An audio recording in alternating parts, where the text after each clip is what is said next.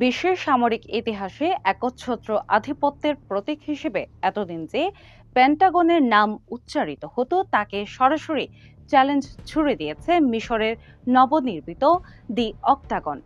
প্রায় ৬৫ লাখ বর্গফুট আয়তন এবং ২৩,০০০ দক্ষ সামরিক বেসামরিক জনবল নিয়ে যুক্তরাষ্ট্রের পেন্টাগন দশকের পর দশক ধরে বৈশ্বিক ক্ষমতার কেন্দ্রবিন্দু।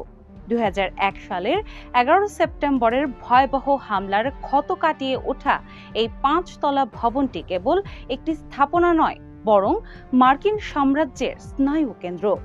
কিন্তু ৪ July president Abdul Fattah al CC কর্তৃক কায়রোর নতুন প্রশাসনিক রাজধানীতে উদ্বোধন হওয়া দি অক্টাগন সেই চেনা সমীকরণকে পুরো ওলটপালট করে দিয়েছে।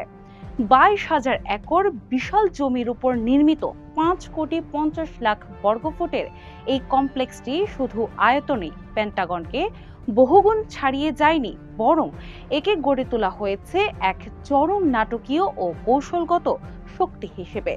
এর মূল বিতর্ক ও শ্রেষ্ঠত্বের লড়াইটি কেবল ইটের দেয়ালের আয়তনে নয়, বরং প্রযুক্তির গভীরতায়। পেন্টাগনের যেখানে রয়েছে দীর্ঘ করিডোর আর ঐতিহ্যবাহী প্রশাসনিক কাঠামো, সেখানে অক্টাগন সজ্জিত হয়েছে কৃত্রিম বুদ্ধিমত্তা ভিত্তিক কমান্ড সিস্টেম, শক্তিশালী ভূগর্ভস্থ বাংকার এবং ১৩টি বিশেষায়িত কার্যকরী জোন নিয়ে। সেনাবাহিনীর ৮টি শাখাকে অষ্টভুজ আকৃতির ভবনে এমনভাবে জোড়া দেওয়া হয়েছে যা যুদ্ধক্ষেত্রে তাৎক্ষণিক সিদ্ধান্ত গ্রহণের গতিতে পেন্টাগনকেও ধুলো খাইয়ে দিতে পারে। তাহলে সামরিক ক্ষমতার এই চরম দ্বৈরথে শেষ পর্যন্ত শক্তিশালী হিসেবে কে এগিয়ে থাকবে? বিশেষজ্ঞরা এখানে এক চরম বিতর্কের জন্ম দিয়েছেন।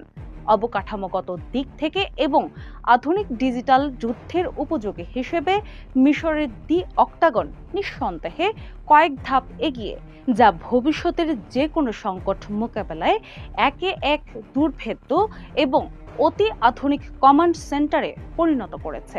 তবে সমালোচকদের মতে পেন্টাগনের শক্তির আসল উৎস এর দেয়াল নয়, বরং বিশ্বজুড়ে বিস্তৃত মার্কিন সামরিক নেটওয়ার্ক, গোয়েন্দা অভিজ্ঞতা এবং বৈশ্বিক পারমাণবিক বোতামের নিয়ন্ত্রণ।